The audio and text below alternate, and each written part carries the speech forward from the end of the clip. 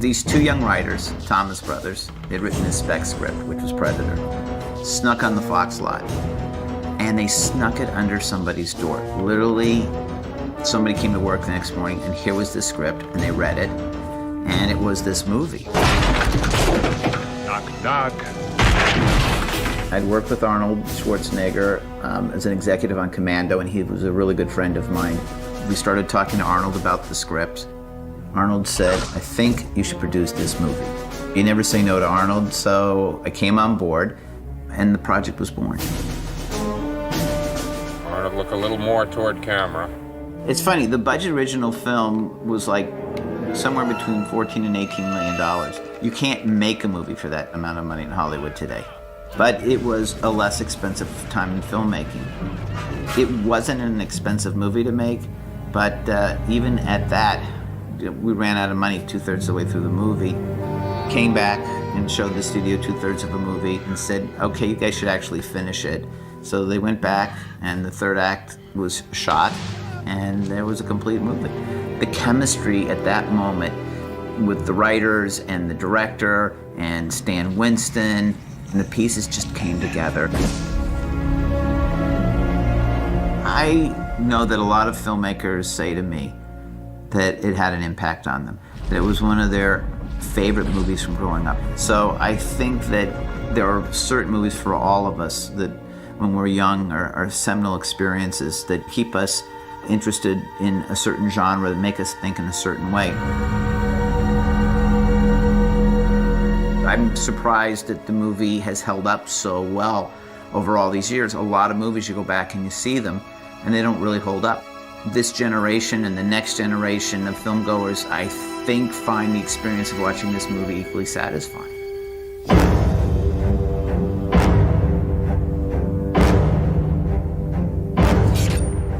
If you watch the movie, it holds up so well, it's shot so well, it's lit very realistically. I remember seeing the film opening night at the Avco on Wilshire in Westwood, California, with a bunch of classmates. And I remember coming away from the film remembering that it was very different than the average star vehicle. It was a film that was original and it held its own. What I loved about Predator was how it played against expectations. Everyone expected another Commando type movie, and it starts off that way, but then switches gears and goes very horror, sci-fi, and it was refreshing to see something take that turn and become something else, and that's what I think gives it its cult classic status. There were elements of horror, there were elements of action and drama, but it was its own thing, and I think that's what made it special. Predator is very distinctive in that Frankenstein monster sort of way, like the action movie mixed almost straight down the middle with the sci-fi movie. I tried something like that on From Dusk Till Dawn because I was such a big fan of Predator. Starting off with this sort of Desperate Hours type movie and then switching completely to a vampire movie. That was a little more extreme, but I do like mixing up genres. When I saw that, I think that made an impression on me. People hadn't seen anything like that before. It was very out there.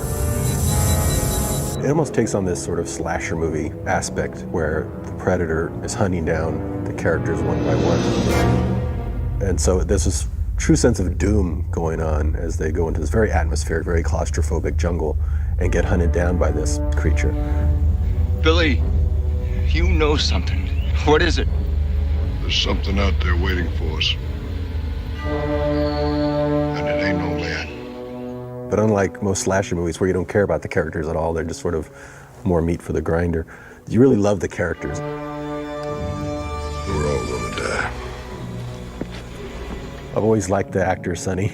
I love how he's just in tune with the jungle and how no one in the group was really that scared unless Billy's scared. When Billy's scared, then you know you're up against something. There's something in those trees. And how he goes out, how he just chooses to turn around and fight. I thought the audience loved that.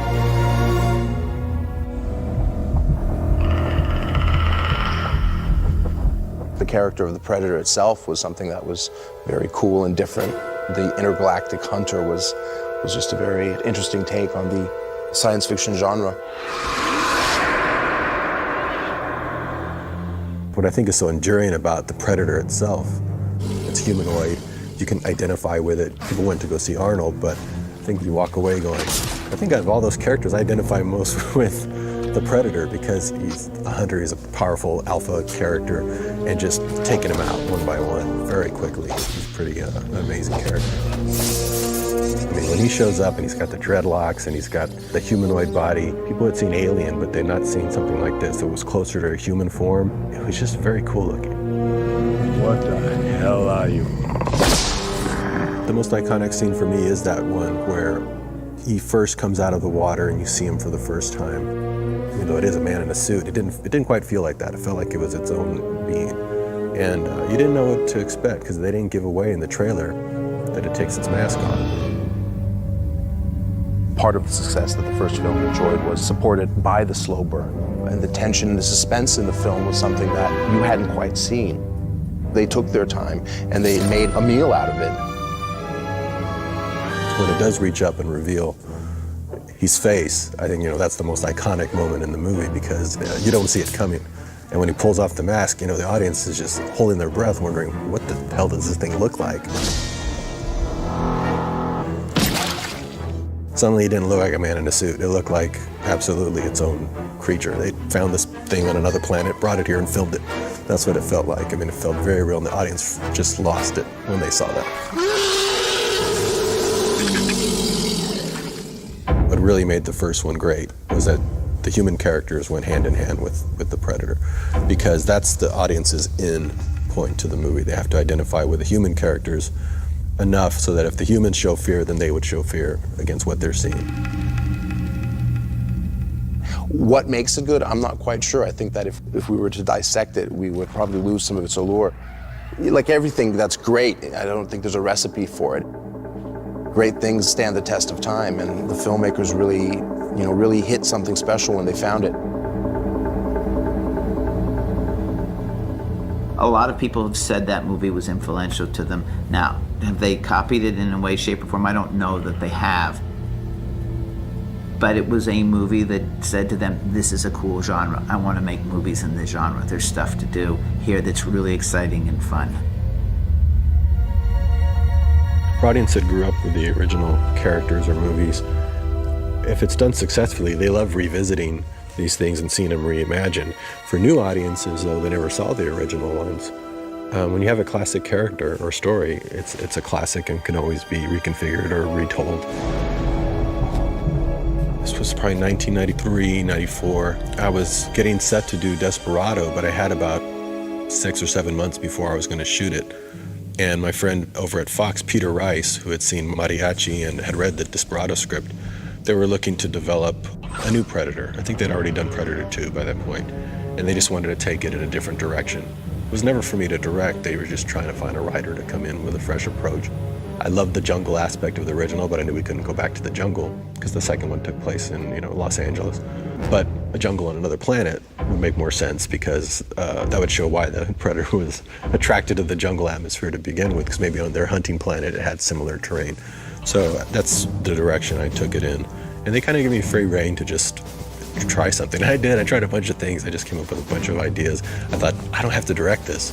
So who cares what it's going to cost? I'll throw in everything cool that I would ever want to see in a Predator movie.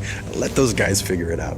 Just for a title, like kind of a nod to Cameron's Aliens to Alien. I thought, well, it's been Predator and Predator 2. Let's just give them more. Let's give them more variety. My original script just went really far into that. You had a true hierarchy, almost like Planet of the Apes, but with predator creatures. After they'd gotten the first draft of it, they said, we really think we might be able to get Arnold for this. Could you go back and rewrite it with Arnold in there? So I went and I changed it and had it based where they were bringing Arnold to this planet. The last draft I have of it, and the last draft I turned in, had Arnold in it. Now, they didn't tell Arnold that they were going to try to write him the script. They just said, let's just write it for him and let's see if he'll do it.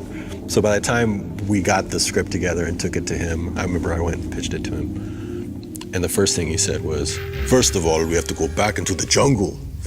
None of that city stuff. So I was like, well, it does take place in a jungle, but it's on another planet. So I pitched him the thing, but I think by that point he wasn't interested in doing another Predator movie. He was going to go off and do something else.